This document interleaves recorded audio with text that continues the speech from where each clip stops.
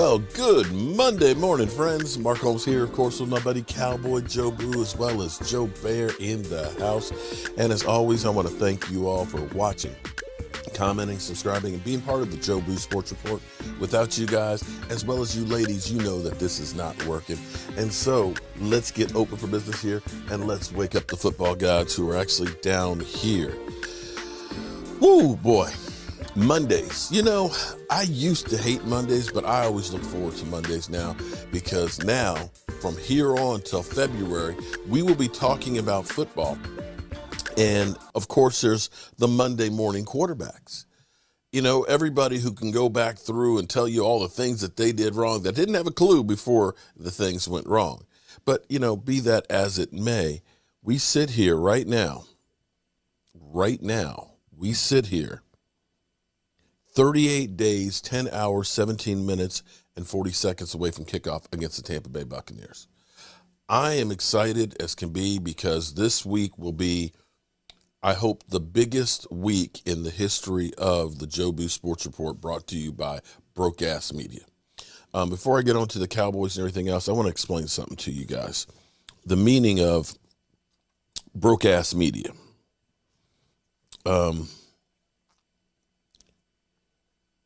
In life, you've got to understand what your roots are, where you came from, and enjoy the journey along the way. It's those who forget about what it took to get where you are that usually don't stay there for long. And people who have gone through things appreciate when good things happen. If you don't know bad times, how do you know what good times are? And I call myself Broke Ass Media because I think about where this started. In comparison to, say, ESPN, Fox Sports 1, NFL Network, and all those things, they got a lot of money to work with. They've got talent. They've got people that run the cameras. That they got gophers just to go get coffee. They got people just to go get coffee and donuts for them. They have personality, personalities. They've got makeup artists. They got lighting. So when you look in the grand scale of things, this is Broke Ass Media, because with the exception of my son helping me, and now I got Stu and Corey that are working there, and Miss Jackie and Emily Ann, and, all of, Calvin, my man Calvin, and all of you people, there's too many to name, that'll send me texts and say, hey, this just happened, and things, to make sure I can bring it to you guys. I consider it Broke Ass Media, that you do whatever it takes to try and get it done. I could be a multi-billionaire. That'll never happen. But I will always think about what it took to try and achieve. Maybe I'm not putting this the right way, but for me, when I see Broke Ass Media, it makes me remember when I started doing the Benet Emery show over there in front of the TV, with a Dallas Cowboys lawn chair and my cell phone camera. That was the starting, that was the roots, and that's how you stay grounded. And that's the meaning of Broke Ass Media, because no matter how much this changes, evolves, and grows, you always have to stay to your roots and stay true to yourself. And this week, guys, the Cowboys are off today. No practice. We're not talking about practice today. They are off today. And starting tomorrow, they're done with the install phase for the team, for the main playbook. They've gotten the basic stuff in there. From now on, it's tweaking for the opponents. And the Cowboys will start tweaking to get ready to play the Pittsburgh Steelers. They will practice tomorrow. Wednesday, they will travel to Canton, and I hope that they have time in the schedule where they go through the halls of the Pro Football Hall of Fame. They play on Thursday night. They head back to Oxnard, and they have practice against the Rams on Saturday. The season is upon us, and this, I can't believe, is this week. I will be headed to Canton myself, along with my crew, my man David Wiley, David Hernandez, Eddie, Michael Anthony Fitness, Hawk 215. Who did I forget? Did I say Daniel Hernandez? The whole crew. We are headed to Canton, and we will be covering everything. We'll be tailgating. Oh, my God. We haven't tailgated in 2 years.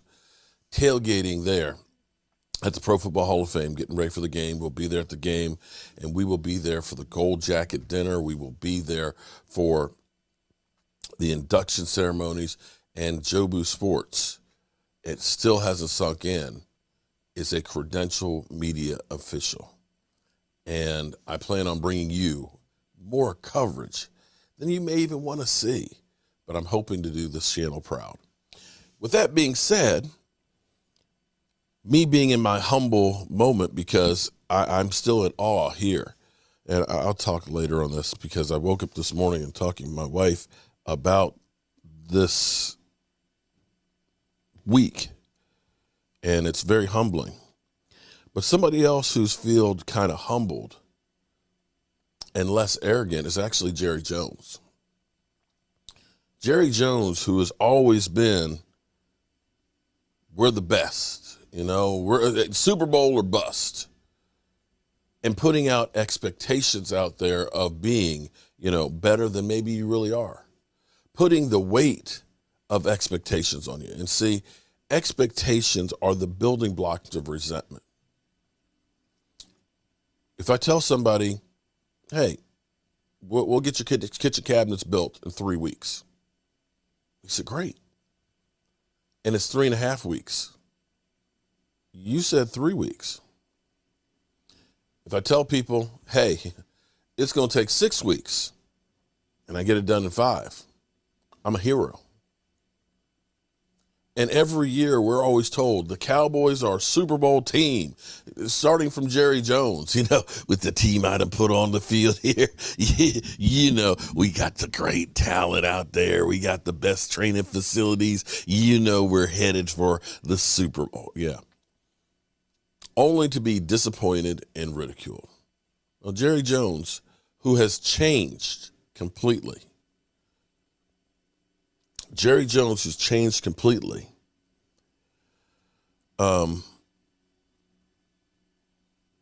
Has had a slice of humble pie after that last season. Now looks at it differently, where we're not that Super Bowl team. We'll have to wait and see. And so he talked about the season opener, David versus Goliath. Tampa Bay being the Goliath. Us being David, just little old David. Let's go into first things first this morning and see their take on it, and then we'll be back. And I certainly don't know how the Cowboys, with Dak Prescott coming back and all that talent, are David. But I do know this, Coach. There is no such thing as defending Super Bowl champion. That title can't be taken from you. You don't defend it. You win it. You put it in a trophy case. And every year does not start where the previous year ended. And I do think that while Tom Brady knows very well how to handle the offseason success, and Gronk does too, these other guys on Tampa, up to and including one Bruce Arians, I feel like maybe still celebrating. I know Bruce Arians always gets a lot of time in the sun, but my goodness, I feel like he's been on a beach chair with a Corona for 36 days in a row, given the colorization of his face lately. Like, I feel like Tampa maybe has enjoyed the Super Bowl, and I think the Cowboys could be ripe for an upset on Thursday night. So, no, I don't think it's David against Goliath. As they should. I almost teared up hearing you say what you just said, that you can't defend a championship. You got to start over. I mean, you have been listening. You are extremely coachable. I am really proud of that. Now, if we can apply that to some of your other takes during the season, it'll be fantastic. Yeah. I get where this line is coming from. You've got Tom Brady, who's going to now have a preseason. You get Tom Brady, who is in the second year with the group, so there's continuity. He's not learning the system, and there's something to be said for that. And as much as they didn't do anything in the offseason, that's a plus. Typically, a Super Bowl team has a significant amount of free agents. Everybody wants to get paid, and you lose a lot of guys, and you've got to transition other guys in. So there's a real benefit there. I'd say the other benefit is the moment. And I remember after each Super Bowl win playing that first game, and there's no feeling like that feeling of when they lower the banner and the crowd goes crazy, and you remember all of the hard work that you had to put in the year before, and you get goosebumps, and it's special. So that is a real thing. It's a real element of that first game. Now, Dallas's perspective, Jerry's just setting up the "we're getting disrespected" narrative. He's talking like that on interviews, and I'm sure they're talking about that in meeting rooms. Nobody gives us a chance. Everybody thinks we're going to get killed. I mean, that's what this is about. But they should be in a place to at least be competitive. Now, where the biggest struggle I see for Dallas is a young defense and a new defense. They spent 8 out of 11 draft picks on defense. They brought in another 8 free agents. Dan Quinn comes in. So this defense has a total overhaul against a quarterback that eats up most defenses, and especially eats up young defenses. Yeah, Coach, I absolutely love this. You know, if you want to read more on this, you go to 1 Samuel 17, and that's where you're going to hear this story and read the story of David versus Goliath. And if you know this story, then you know that, the Tampa Bay Bucks, they are that. You got to think about it, Nick. They have another year in this system. The defense isn't changing. You still have Todd Bowles. You brought back all coordinators, okay? So on the defensive side, they're actually going to be better. They had those young guys in the back end, the secondary, which is in operating a complex defense. There's so much communication between those guys, between the snaps, so they'll be better, okay? And then on the offensive side, they know who they are now. It took them until week 10 to figure out their identity. Their identity is running the football and then leaning on the pass game and situational football. That's their identity. Lean on that run. Fournette is in great shape. He's been crushing it this offseason, and he's ready to go. Tom Brady, we don't need Tom Brady throwing for 300, 350 yards a game. We don't need that. We just need Tom Brady just to manage the game and take over in the 2-minute drill. Take over when it's the first half and, we're going into the locker room. We need some points there. We need 3. We need 6. That's what Tom Brady needs to do, okay? And on the other side, man, I hate to say this. I'm starting to believe in the Cowboys. I really am. So David is this guy, right? Nobody could slay the big giant. Nobody could slay him. Nobody, right? Nobody believes. So they ran back to the city, like, hey, we got this giant. Is anybody out there can help us? And this little kid raised his hand and he said, me. And he said it with confidence, Wilds. And then he picked up his slingshot and he picked up a handful of rocks and he ran out there. And then he looked the giant in his eye and he took one rock. Bow, hit him right in the forehead. The giant just fell, boom, and it was over just like that. Dak Prescott, that offense, that defense, you got Dan Quinn there. Now, we know what that defense was last year, Wilds. But if that defense can just hold up just a little bit with that offense that was averaging 498 yards a game, man, they could potentially be David. They could potentially get the job done, not only in week 1 against Tampa, but we're talking about all year. Wow. I agree with you, Brandon. And one little addendum about David. I don't think David had a $120 million slingshot and was shooting diamonds out of his slingshot the way that the Cowboys do with Dak Prescott. Oh, come on, man. They spent so much money on that offense. That'd be the most expensive slingshot in the history of the world. Right. In terms of understanding what Tampa Bay is going to do, the first game of the year to me is always the most difficult, because during the offseason, you go in and you try to figure out different ways that you can improve and things that you want to change and things that you want to try. So you have no idea what's going to happen in that first game, because you're practicing a bunch of things that you want to work on. They're doing the same thing, and you come out and the game unfolds. And in a game that just unfolds, Tom Brady has a huge advantage. The other thing with Dallas, with so many young players get really nervous. And if you're trying to disguise coverages, they struggle with that because they just want to get to where they have to get to, and that's where a guy like Tom Brady, whether or not they know what he's in or not, he's also going to know what Dallas is in, because those young guys, like when Nick was playing poker this weekend, he was trying to bluff. You know, the young guys are trying to bluff. They're just no good at it. I don't know if Nick was any good at his bluffing either, but they're just no good at it. And I think Nick is probably better than those young guys are. Touche, Nick. Maybe. Maybe. I don't. Go ahead. I had a point about Brady's film on Dan Quinn and the Super Bowl against the Falcons. But Coach really, like...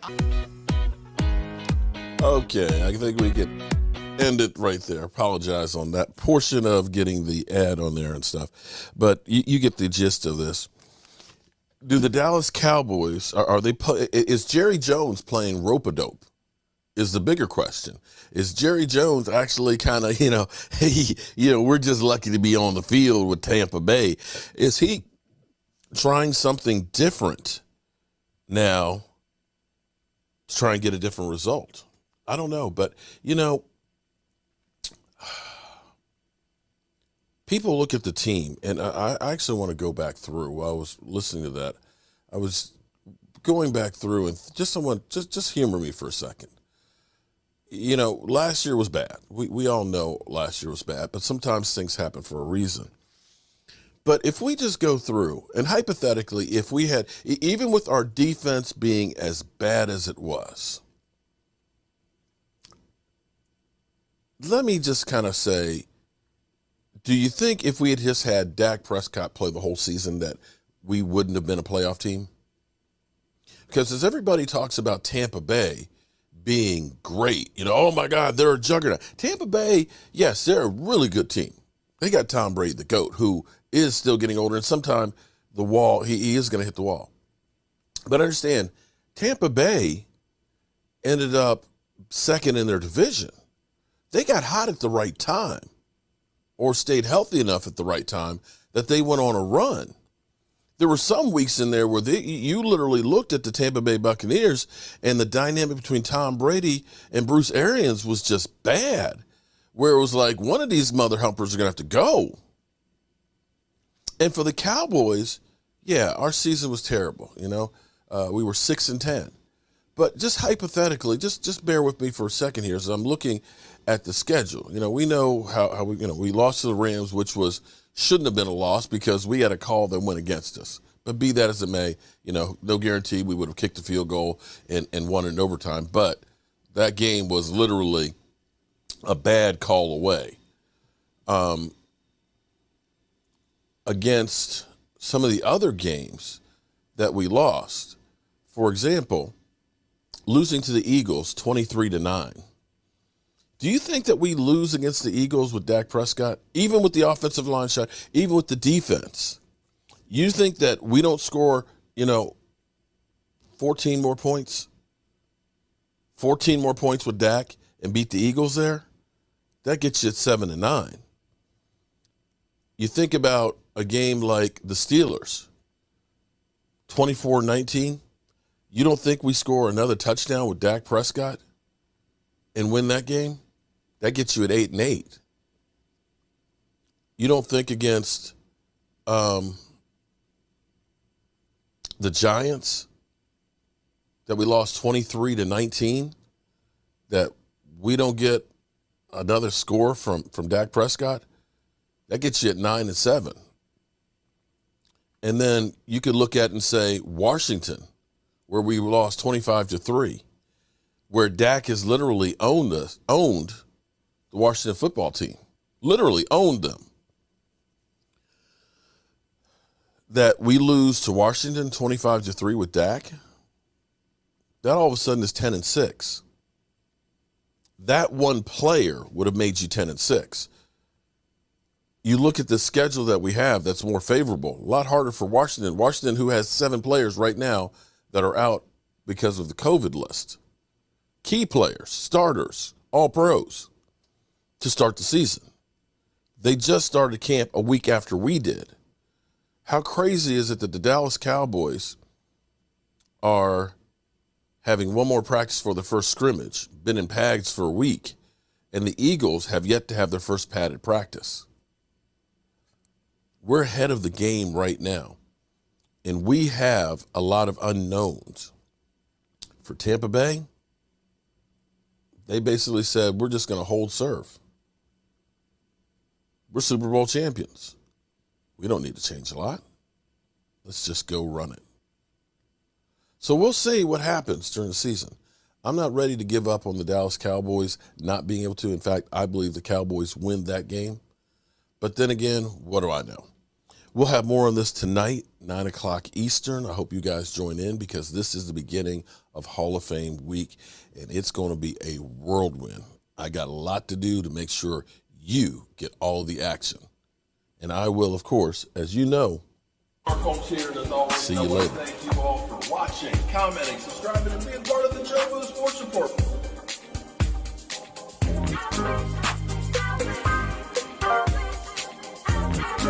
One hell of a job, and the only thing else I got to say is